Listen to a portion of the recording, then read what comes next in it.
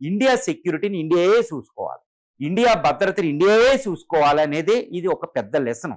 Indo పసిఫిక్లో America ఇండియాకి సహాయం చేసిన ఎందుకు అంటే ఇప్పుడు ఒకటి గుర్తుపెట్టుకోవాలి, ఎందుకు ఇండో పసిఫిక్ని మళ్ళా పసిఫిక్ కమాండ్ కింద యుఎస్ మార్చింది అంటే దాని వెనకాల చాలా లోతైన కారణాలు ఉన్నాయి. ఆ లోతైన కారణాల్లో సరి అయిన కారణం ఏంటంటే ఇండియా అమెరికాని నమ్మకపోవడం.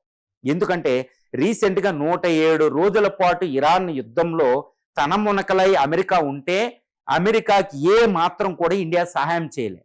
ఎందుకంటే అమెరికా చేసింది తప్పుడు యుద్ధం కాబట్టి, అది కూడా మన ఇండియన్ ఓషన్లో చేస్తూ ఇరాన్ షిప్లు ముంచేసింది. అప్పుడు ఇండియా యాజ్ ఎ ఫ్రెండ్గా అమెరికాకి సహాయం చేయాలి, కానీ మనం సహాయం చేయలేదు. కాబట్టి అమెరికా మన యందు కోపంతో ఉంది, నెంబర్ 1.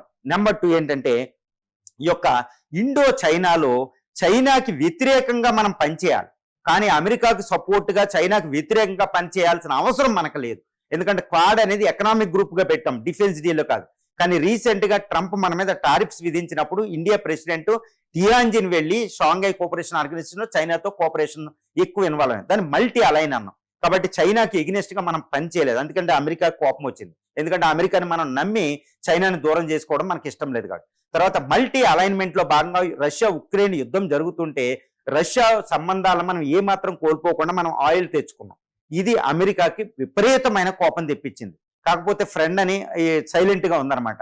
ఈ విధంగా రష్యాతో సంబంధాలు మనం మల్టీ అలైన్మెంట్లో భాగంగా చారిత్రక సంబంధాల్లో భాగంగా మనం దాన్ని ప్రొటెక్ట్ చేసుకున్నాం. ఇది అమెరికాకి నచ్చల. ఈ కారణాల వల్ల ఇప్పుడు యునైటెడ్ స్టేట్స్ ఆఫ్ అమెరికాకి అర్థమైంది ఏంటంటే ఇక ఇండియా అనేది మనల్ని నమ్మడం లేదు, కాబట్టి మన అసలైన రంగుని బయట పెట్టుకుందామని రంగు బయట పెట్టింది.